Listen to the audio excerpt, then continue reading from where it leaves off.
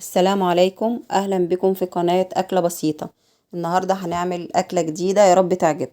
هنجيب كيلو دقيق وننخله كويس ونحط عليه المكونات الجافة، معلقتين سكر ومعلقة ملح، واخدت من الدقيق حبة شلتهم على جنب عشان لو عوزت دقيق. هعجن الدقيق كويس جدا بالمية وعليها لبن. هعجن كويس لمدة 10 دقايق.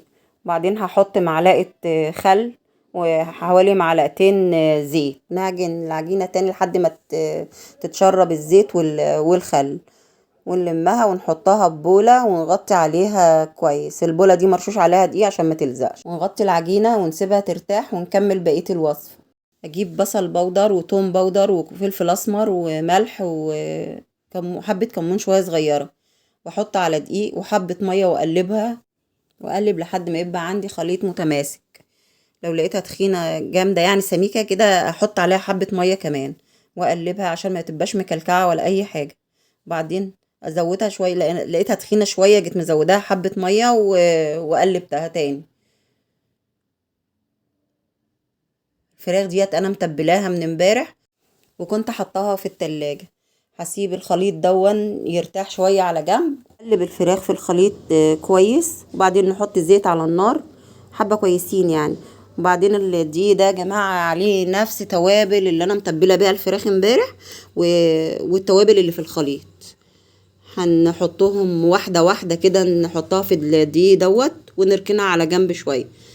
جماعة القطعة كانت كبيرة، المفروض تبقى اصغر من كده. لو وصلتوا لحد هنا يا جماعة متنسوش تعملوا لي اشتراك واعجاب بالقناة. بسم الله ما شاء الله يا جماعة، الفراخ شكلها جميل. نجيب فلفل الوان ونقطعه قطع صغيرة ونجهزه للحشوة. الالوان بقى الموجودة عندك، لو ما فيش عادي ممكن تجيبي فلفل اخضر بس. هنا هنقطع الصدوق، هنعمل كمان حشوة كمان بالصدوق. هنقطع الصدوق قطع صغيرة، وهنيجي كنت مقطعة بصل.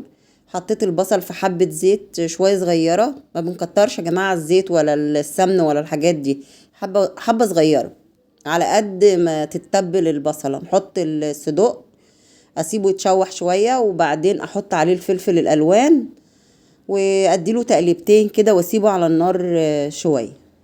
بسم الله ما شاء الله، شكل جميل، حاجة بتفتح النفس يعني. نجيب الحشو يا جماعة ونجهزه جنبنا، وقطع العجينة قطع على قد ما انت هتفرديها.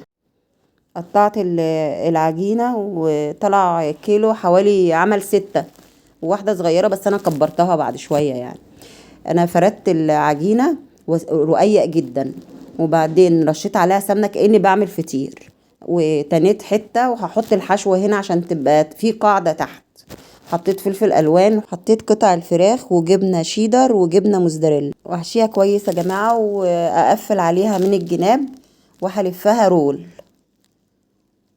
واحطها في صينيه. اكون مجهزه صينيه مدهونه سمنه او زيت، دهنه خفيفه كده، واحط فيها العجينه واقفلها كويس، واحط القفل بتاعها تحت كده وادهنها سمن من فوق. احط دي تاني حشوه يا جماعه دوت صدق. هحط بردك الصدق والفلفل الالوان والجبن وكده، ونفس الطريقه اللي عملتها المره اللي فاتت في العجينه الاولانيه اعملها في دي، واقفلها من الجناب والفها بردك رول، واشيلها يا جماعه بالراحه كده. احطها جنب اخواتها واختها وامسحها كده من فوق بالسمن.